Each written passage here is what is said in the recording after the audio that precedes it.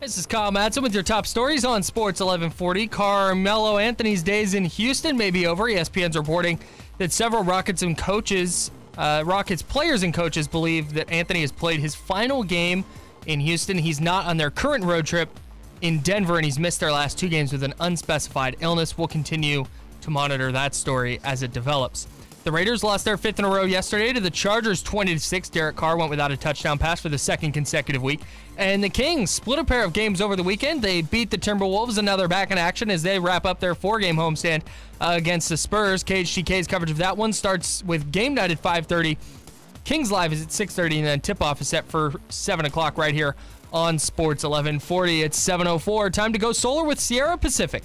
Last chance to get that 30% tax credit for 2018. Call Sierra Pacific now, 800-551-3040.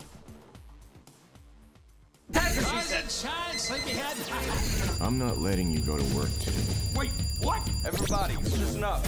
Welcome to The Drive. Morning, morning, morning. You're gonna talk. Get on the phone at 339-1140. Pretty awesome, huh? Jump in on our text line at 441140. Everyone is talking about it. You must know that. The Drive starts now. All right, let's give you what's coming up in the next 2 hours here on The Drive.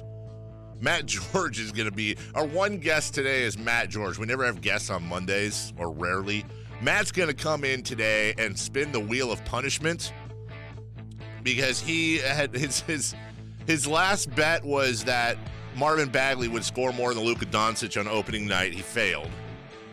And then his very next bet, these were made before the season started, was that LeBron James would not score more than 20 points in his Laker debut against the Kings. Well, I guess we've gone the first hour without acknowledging that there was a Kings game on Saturday night. And at some point, someone's going to get angry about that, probably. Well, LeBron James, this was a very weird thing because I found myself, the only thing I took solace in Saturday night, because I was a wreck, as many of you were, was towards the end of the game. It was a blowout by all intents and purposes, and LeBron James wasn't playing. LeBron James wasn't in the game, and he had 20 points. Now, the bet was, with Matt George and his Blind Optimist Challenge, the bet was LeBron would score more than 20 points. And, of course, I want to see Matt publicly embarrassed as much as the next guy. I thought LeBron was going to sit the rest of the game because they had another game last night against the Hawks, and the Hawks almost beat him. Trae Young with a little floater, little finger roll that was just Tyson Chandler hit it with his fingertip. At first, I thought it was goaltending. It was not. It was a good call. I was really surprised they put LeBron James back in the game, and LeBron went to the foul line, and God, I believe that's where he got his 21st point. He finished with 25. So Kyle will come in, and for those of you watching on the video stream, you can see this, and if not, go to KHTK.com, go to the top of the screen if you're on a desktop, go towards the middle of the screen if you're on a phone or a tablet, and that's, of course, brought to you by Jiffy Lube and the Sacramento Republic. We have the Wheel of Punishment. It's actually up on the desk right now. Let me pull it. I'll pull it, you know what, Eunice, you keep the camera angle. I will pull it into view. All right, there we go. I think you can see most of it. When Matt gets in here, I'll come Vanna White it. Oh, beautiful. Just kind of show it off and all that. Mm-hmm. Let's do just a real quick sample spin. We have all kinds of different punishments on here. Do a quick sample spin. That's good. Yeah, get the mic up there. Yeah, mic's right. All right, here we go. Oh, spin again. Nice. Oh, that's perfect. Yeah, there are two spin again things. And what will Matt's punishment be? Oh, please. Oh, God, why does it have to be a fake one? Matt, if he had spun this wheel, would have landed on the one spot that says, dye your hair. And that's one of the ones I'm really, really rooting for. Yeah. He would have to. Do we have any rules as to how long he has to keep it? Is it a week? I think it's a week. Yeah, I think the move, though, is to get the fake, like, wash outable dye, and then make him redo it every day. Millennials. What? Back in my day, we would have put the real dye in, and we would have liked it. Okay, that's fine. We would have worn it forever. We have on here everything from Matt has to come on and sing a karaoke song of our choice. Which Would we decide Young Thug? I think you and I both agreed there would be no singing. It would be a rap or a hip. Oh, for sure. Matt wants it to be like Frozen or, Moana or something. Right, songs he practices. We already did Ice Bucket, and we decided if it lands on Ice Bucket, we'll skip that. In fact, we should get Spin Again printed out so we can remove Ice Bucket. There's a sandwich board where he has to be in front of the Golden One Center with a message on the sandwich board before a Kings game of our choice. We take over his Twitter for an entire day. Mystery, of which we do have a mystery punishment. But it's a mystery, so you just have to hope. He goes 3 rounds with Uriah Faber in the octagon. That's not a bad idea. He would have to shave clean his face. I just want to make sure there. Photo shoot. What that is that's a professional photo shoot we'll do here at the station in which Kyle and I will be allowed to dress Matt in various different things and pose him in various different ways. And then this one's fantastic. This is the Turd Ferguson. Matt does weather and traffic on the station as well. And he also does Friday Night Football. Yes, he does. And so the shift of our choice, he will have to use the radio name. Matt George is his real name, but he would have to use a radio name we make up for the entirety of the evening. So instead of coming on and saying, hey, welcome to Friday Night, whatever, this is Matt George, you would have to say, hi, this is, what do we have, Weatherford McTuddles is, I think, what we're working somebody with. On Twitter, that's their name, and that's just great. If we decide, if he's like, hey, this is Farty McFart Pants with your traffic and weather. That's a really good one, and he has to do it all day long. So Matt will come in at 8:30. And I think he should introduce himself as that, too. Although I think he should go on many out-of-town podcasts. He's got that locked in already. All right. Kings lost to the Lakers on Saturday night. Hey, great job, by the way. I know that was really difficult for you. What? To say that. I'm just really proud of you for being a professional and waiting an hour to talk about. We pretended that there wasn't a game for the first hour. And I just really hope there's somebody out there that honestly didn't realize that we played the Lakers. There's definitely one person who was like, they played 2 games. Looking at it on the internet. I just hate the Lakers. I hate their fans. I hate everything about them. I was so mad watching the end of the game, the post-game show with Coase and Jerry Reynolds. And after the game, almost the entire background was Laker fans. There was a kid in the middle, Kyle. So you see Coase and then Jerry Coase. I think it was Coase and James Ham. And in between them, there was a kid front and center, and he was holding his phone. He was in a Laker jersey, of course, number 23, holding his phone. And on the credit that kid, though, because that jersey was crispy new. Super crispy new. And the people, when I point that out, the people say, well, what else is it going to be? Well, there's other Lakers that have been around. Right. You just bandwagoned over to LeBron James. That's fine. But he's holding the phone, and in black and white letters, it says, Kings suck on it. Now, if it was anyone else, I might credit the ingenuity. Right. But not in this case. And I have to be careful here because there's a difference between fun sports crap talking, and I understand that you can say the wrong thing and people can take you seriously. And let me just say because of the times we live in, never at any time over a sport do I ever advocate any sort of physical or verbal violence against anyone. As much as I can't stand Laker and Laker fans, it doesn't matter whom it is. Never, ever, ever be classy is what I'm saying. I just want to know how Kings fans, how do we allow that? How can we stake out? Can we get a thing where every time we play the Lakers or Warriors, can we just get a thing where we get fans 20, 30 deep to go stake out the NBC Sports California booth and just go 30 deep, if not more, with Kings fans? And if Warrior or Laker fan tries to get in, please just politely turn to them and say, I'm sorry, I was here first. Have a great day. God bless. Be nice. But we can't let that happen on our broadcast. We can't control what happens on the court. Right. We can control what happens on the post-game show off the court. I agree. I hate it. I hate the Lakers. The worst part is that kid, specifically in the LeBron jersey with the King suck thing, that means that kid lives in Sacramento. Probably yes. And probably doesn't have a favorite team. And he's just there to troll and be. It's LeBron's son is what he is. That's LeBron's kid. That's LeBron's child. It didn't look like Bronny to me. Well, based on his wearing his dad's jersey and saying Kings suck, if that's all he has to say, that's LeBron's son.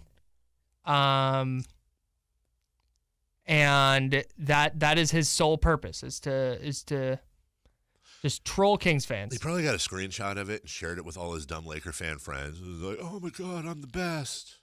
Yeah, dude, you're the best, Fred. Call him Fred. I don't know his name.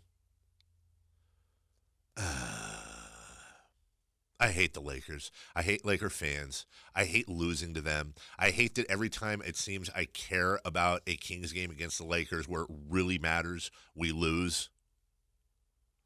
Whether it's a playoff series. I said before the game, Kyle, and by the way, I wasn't the first to say it, and I wasn't the last. It was said before the game that this was the biggest Kings game in a decade, not counting the arena, here we stay, that stuff. That this was the biggest on-court game in a decade. I truly believe that. I don't think there's a bigger one. And we lost. And I hate it.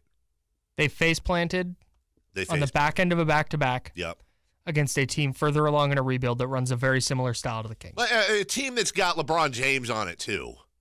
I mean, that team that is further along in their rebuild and also signed LeBron James. Oh, my God. What in the world just happened? Dude, my computer's going insane right now. I swear to God, my whole soundboard just did 70 things. I'm sorry, everybody. And I can't open my Safari. It just keeps opening and closing. And we have to go 4 minutes ago, apparently. I'll try to deal with my computer when we get back. Kyle, I think it's time for a restart. What do you think? Not just of the show, but of my computer. We'll do that right now. Good. We'll be back with 4 Down Territory on Sports 1140 KHTK.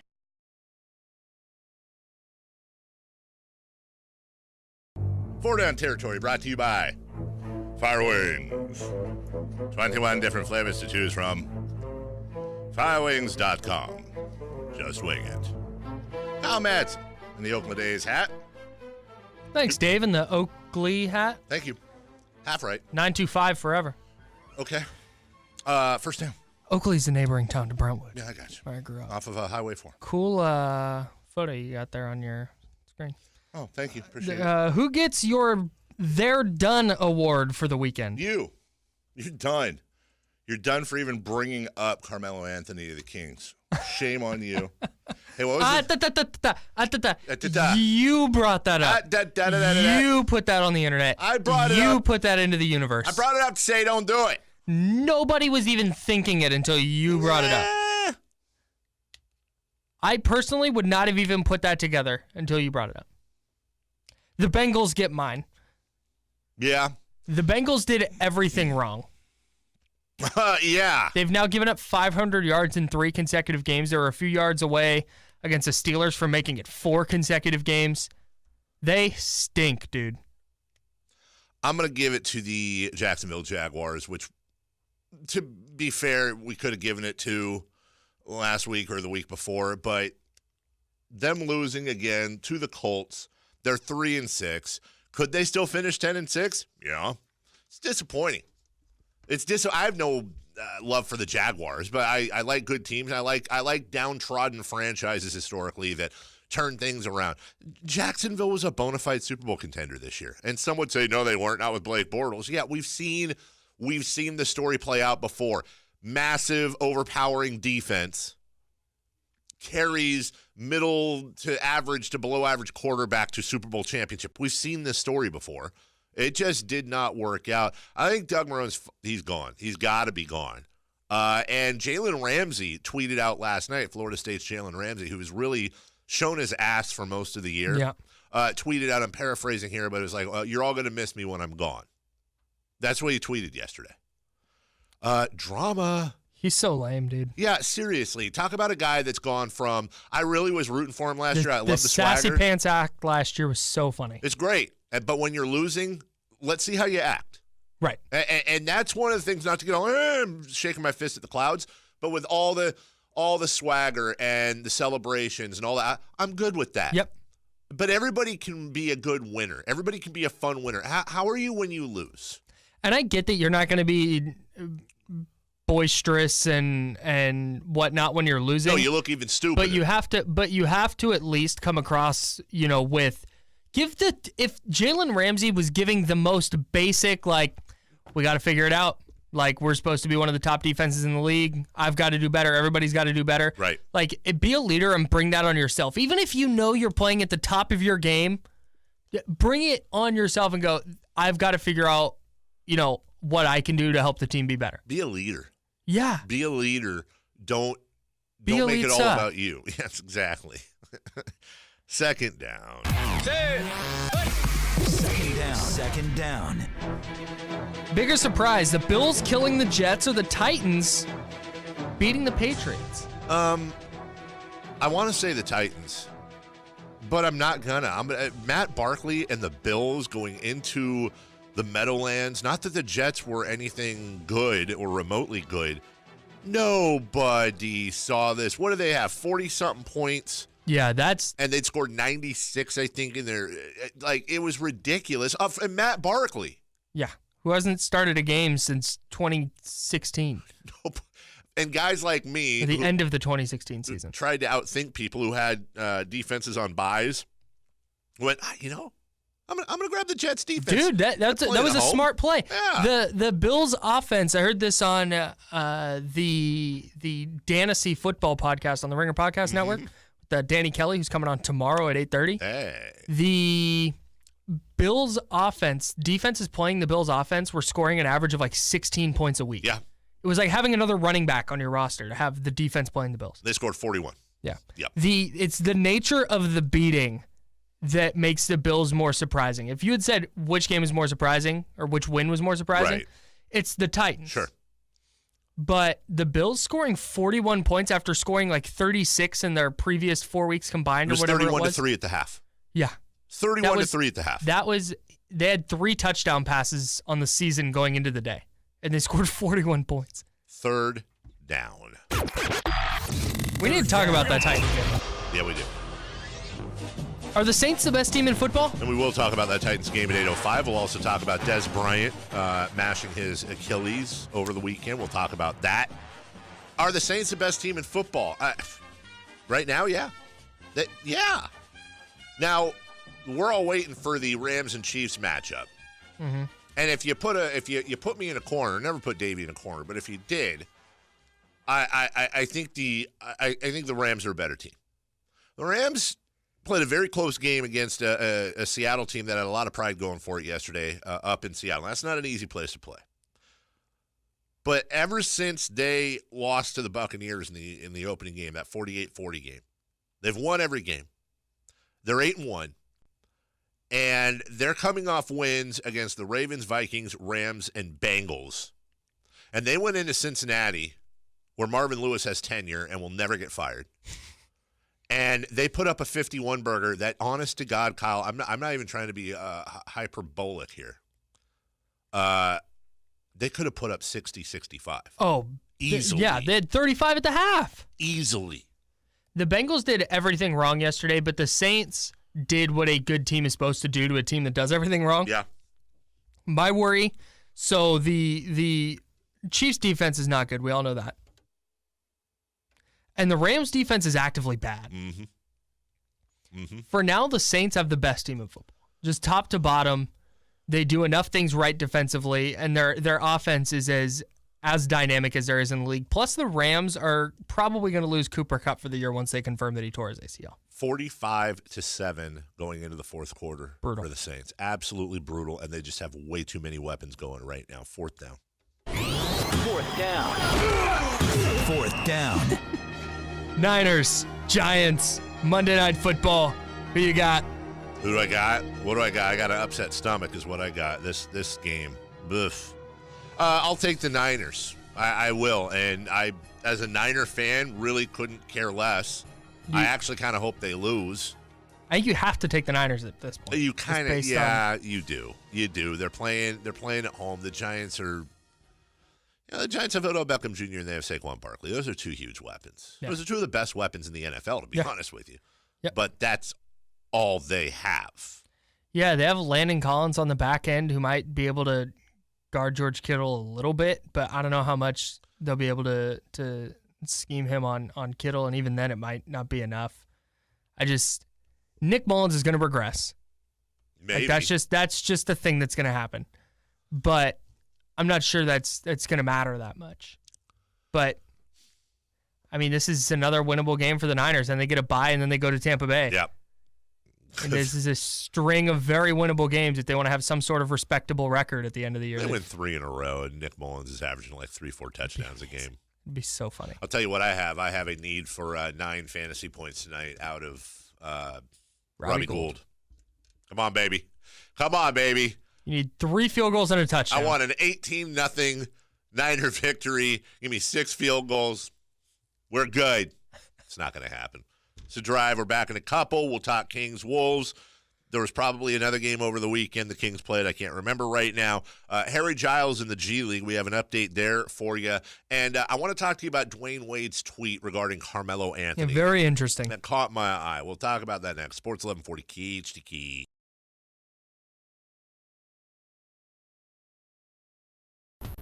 Hey, this is Kyle Madson with your top stories on Sports 1140. It looks like Carmelo Anthony's days in Houston might be over. ESPN is reporting that multiple Rockets players and coaches think that Anthony has played his final game for the Rockets. The 34-year-old hasn't played in either of their last 2 games, and he's not on their road trip in Denver, and the team is citing an unspecified illness. Carmelo is averaging 13 points, 5 boards, and half an assist in 29 minutes per game this season. Will continue to provide updates as they come down. The Raiders lost their 5th game in a row yesterday. They fell to the Chargers 20-6 at home. Derek Carr went without a touchdown pass for the 2nd straight week, and the Raiders have now played 9 consecutive quarters without a touchdown dating back to week 8. And the Sacramento Kings split a pair of games over the weekend, beating the Timberwolves and losing to the Lakers. They are back in action tonight as they wrap up their 4-game homestand against the Spurs. KHTK's coverage of that one begins with game night at 5:30. That leads into Kings Live at 6:30. And then tip-off with Gary Gerald is set for 7 o'clock. It's 7:36. Time to go solar with Sierra Pacific. Last chance to get that 30% tax credit for 2018. Call Sierra Pacific now. 800-551-3040. It's The Drive on Sports 1140 KHTK. Welcome into The Drive. Matt George will be in an hour to spin the wheel of punishment because he lost his blind optimist bet over the weekend. I want to remind you, you can call us at 339-1140.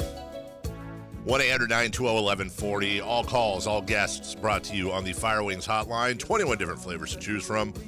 Firewings.com. Just wing it. Oh, boy! Thank you, Grant Napier. Carmelo Anthony looks like he's gone from the Houston Rockets. And we're going to get to football here at 8:05, and we'll tell you about Mark Davis talking to the media saying, quote, "Buck stops with me." That's just starting to hit right now. There's a little visit with Mark Davis. He thinks he can guard Giannis? Okay. Apparently. Okay, yeah, not going to happen, Mark. Carmelo's teammates think he's gone, off the record. Some coaches believe he's gone. He is out with an unspecified illness, did not join the Rockets on their trip to Denver. Daryl Morey, the GM of the Rockets, had a press conference saying, hey, we're 10 games into the season, that's why I'm here. But also, everyone's jumping to Carmelo's defense, saying he's not the issue. He's been working hard. Chris Paul said, hey, Melo's a future Hall of Famer. Know what I mean? That's me saying that and knowing that. Like I said, we'll see what happens. And that was in response to a question as to whether or not he expected Anthony to help get the 5-7 Rockets going in the right direction. Something is clearly wrong with Houston. And the fact that they were so damn good last year, and it's an early season, and you see this with good teams all the time that are trying to go to the next level. They come out of the box a little slow. We don't know how good the Lakers are yet, but they have LeBron James. They're now 7-6, have won 7 of 10 and 3 in a row. The Oklahoma City Thunder finally lost, but they had won, I believe, 7 in a row before that. And the Rockets are sitting at 5-7. You got to think that that's not going to last. Dwayne Wade tweeted something out over the weekend that caught my eye, and I believe caught your eye too, Kyle Madson. Trying to make my guy Carmelo Anthony the fall guy, huh? Y'all need to stop. That's the easy way out instead of addressing what's the real problem. None of that bothers me. Fascinating. And I get that Dwayne Wade and Chris Paul and, Banana Boat and not Banana Boat people are all going to defend their guy. They're all good friends. Right. That's totally understandable. Yep. What's the real problem, though? That is what, like, Dwayne Wade's not there. No. Which means Carmelo's probably talking to Dwayne Wade. Yep. And saying, I don't know, Mike D'Antoni wants us to play this style. It's ridiculous. That's not my game. I want to take long twos. I want to go ISO. And they're probably telling him, hey, hang out around the perimeter, and you're just going to blaze away at 3. We're going to shoot 53s a game. And Carmelo apparently didn't know that upon signing up in Houston. So you think the real problem is D'Antoni and or the playing style? That would be your guess is what I'm saying? Yeah, well, I don't think there's a problem with it, but what Dwayne Wade is speaking about. Right. Yeah. Any chance it's a player? Maybe. It's not going to be Chris Paul. They're all friends. That's not who Dwayne Wade's talking about. I can't imagine it's going to be Clint Capella. Like, he's just Clint Capella. There's no way. There's no conceivable way that James Harden's the problem. No conceivable way. No. None. No. I'm not trying to, by the way, I'm not trying to say it is. No, I'm just because there's no this. way. No, sure. There's no way Dwayne Wade, a smart basketball human, looks at that and goes, yeah, Chris Paul and Carmelo would be better. He's just defending his guy. I don't. Sure. Now let me throw this at you. It could also be. Okay. Can I? Yep. Throw one more thing out? Please. It could also be the fact that they kind of just like dismantled their team. Yeah. And the real problem is that they're not talented enough anymore. I mean, you have Chris Paul, you have Clint Capella, you have James Harden. Throw Carmelo Anthony in there if you want. I mean, you've got a lot of talent on that squad. There was a lot of rumblings about the Oklahoma City Thunder and how Russell Westbrook was a problem. And people like you and I would go, well, hold on a second. The guy averages triple-double. He obviously distributes the ball. He rebounds the ball. He scores the ball. How the heck could Russell Westbrook be a problem? You hear about him having shoot-arounds with teammates in the middle of the night. But Kevin Durant left. And they've never won anything. So, in your mind, what I would like for you to tell me, since we're going to explore this for a little bit before we get to the Kings, tell me how James Harden is a better teammate than Russell Westbrook. Because he does not. He's more efficient when he scores. Okay. He doesn't go.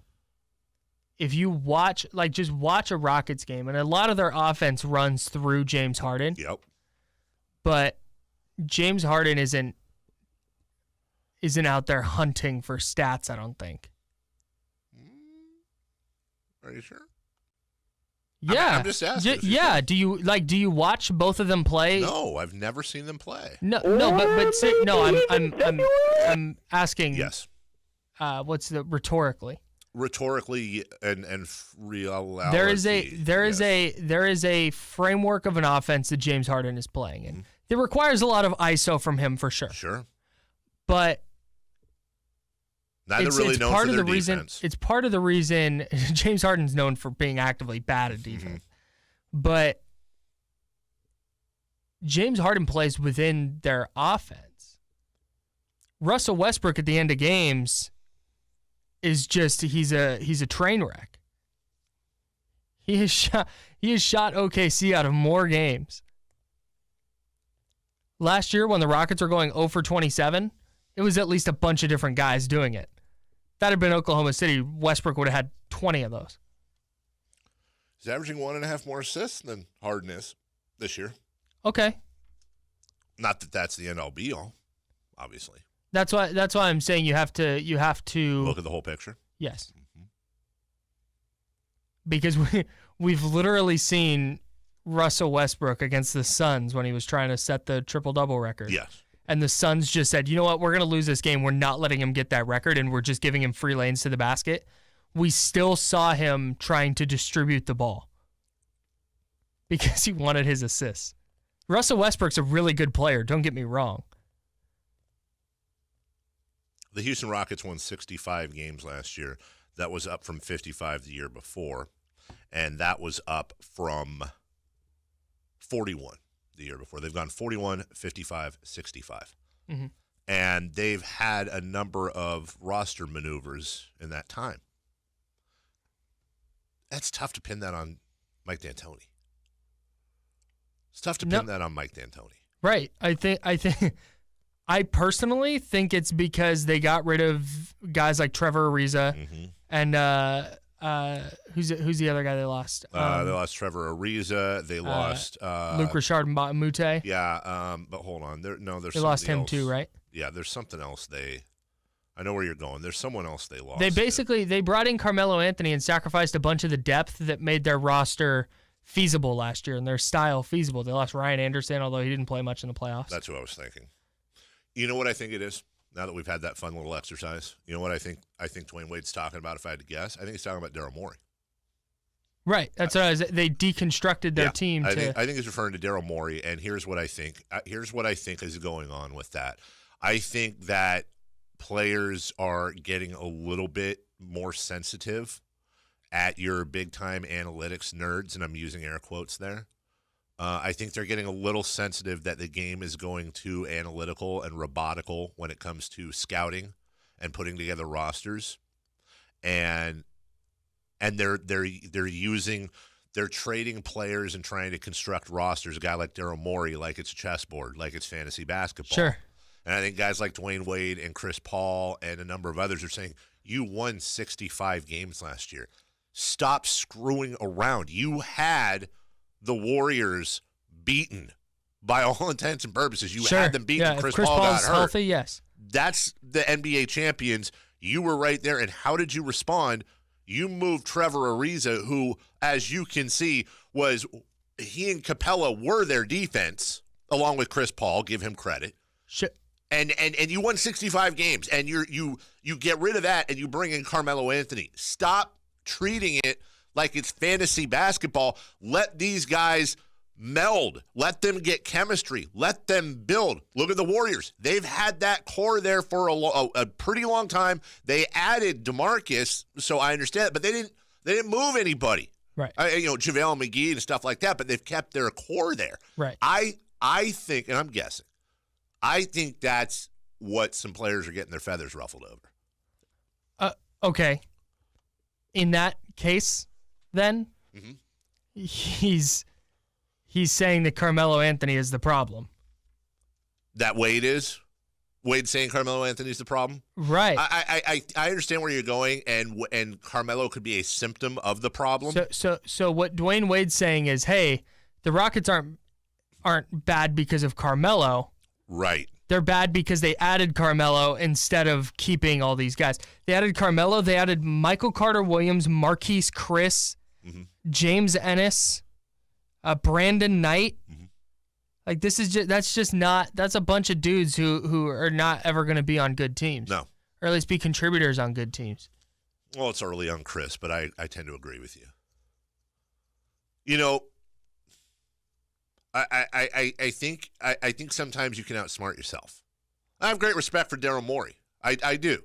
And I just read off the win totals. Like, he's built a phenomenal team there. But, dude, you won 65. You were a Chris Paul injury away from probably being the NBA champion. Do you think, because Chris Paul is boys with Carmelo, do you think that at any point over this offseason, Chris Paul went to Daryl Morey and said, look, get Carmelo. I know he's not known for his defense, but he'll play hard. Sure. He'll fit within our system. He'll work on his three-point shooting and be able to be that replacement for Trevor Ariza, but better. Sure. Like, he looked at that 0 for 27 in the Game 7, and I know I harp on that, but that was their season. That was their season. If they go 5 for 27, they win that game. That's right. He looks at that 0 for 27 and goes, hey, Daryl, what if I got us a guy who ensures that we never do that again? And he's counting $2.3 million on the cap, which is what Melo's counting against right now. I think that's exactly what happened. I think Morey got rallied to it.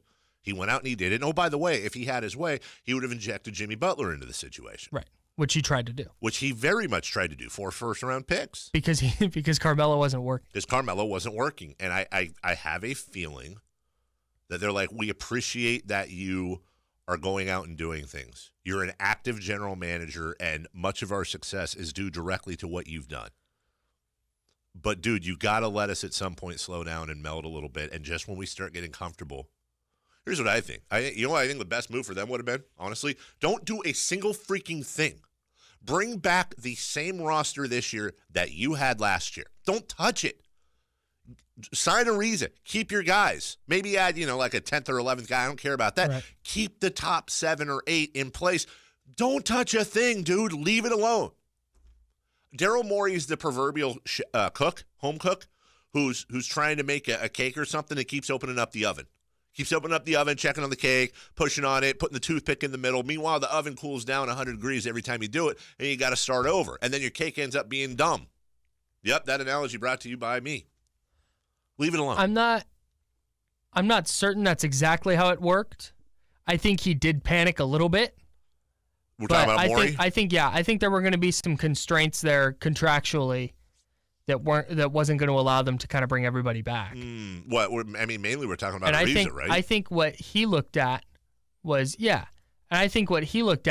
okay, we're keeping Chris Paul, James Harden, PJ Tucker, who was huge for them against the Warriors. He was very, very good. Clint Capella. Yeah, that was the big signing. Eric Gordon. Did I say Eric Gordon already? You did not. So we have that 5 core guys, and whoever else we add in there just needs to be able to shoot some threes, and we're good. Mm-hmm. And that's not been the case. Hindsight's 20/20, but if I go back, it's like, no, you do the rest of what you can, and you keep Ariza, and then just fill the bench with whatever that you need, whatever open holes. I would take the time trying to get Carmelo Anthony and the time trying to get Jimmy Butler and everything. I would take all that effort and I would put that in. Let's work something. Hey, Trevor, let's win a championship.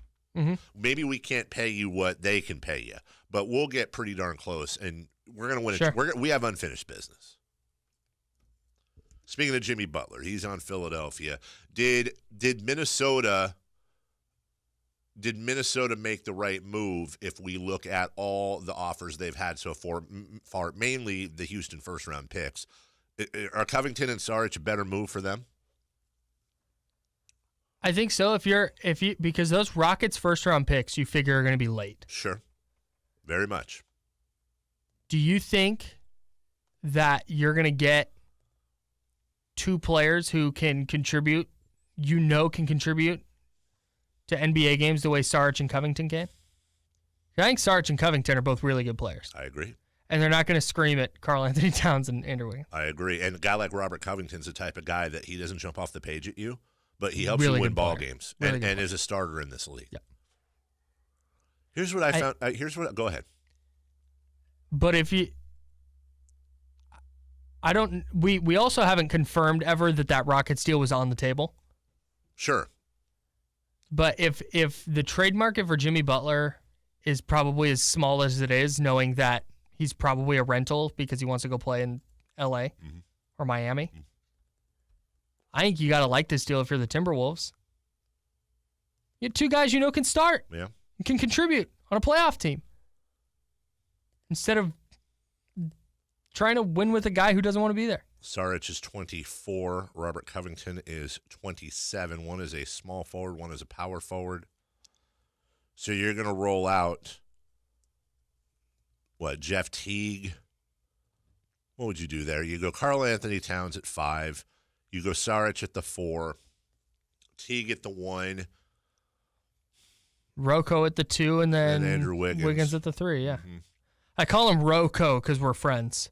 Rocco's also a 3.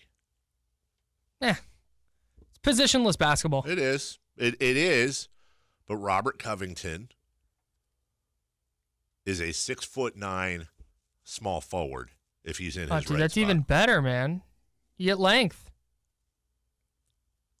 I found that interesting that Covington was part of that deal. I found it very interesting that Covington was part of that deal. Why? Because if they truly want to do something, now with Jimmy Butler gone, you could make the argument it does make Andrew Wiggins expendable. Maybe. If they were maybe that's the long-term plan. If they were to move Wiggins but really that money. I'm not sure how much they thought of that. I think that might be a unintentional side effect of the deal, though. Sure. Because I think Tibbs heard what Butler said about this has got to stop, the playing 41 minutes thing, and just wanted to get him the heck out of there. Wiggins makes 25.5 this year, 25.5 next year, 27.5 in 2020, 29.5 in 2021, 31.5 in 2022, 2023. I continue to believe if the Sacramento Kings have an opportunity to get Andrew Wiggins on the cheap, that is a move they're going to look at. I think so too. And that's why it makes entirely too much sense. And I want to be really clear. I am not entirely endorsing that deal because that is a lot of money. And I don't know about Andrew Wiggins. I think I know what Andrew Wiggins can be. I don't know that he will be. And if you make that move, he has to be.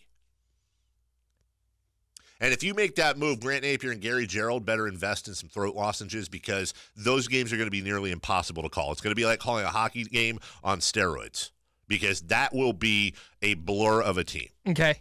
We have to break. Yep.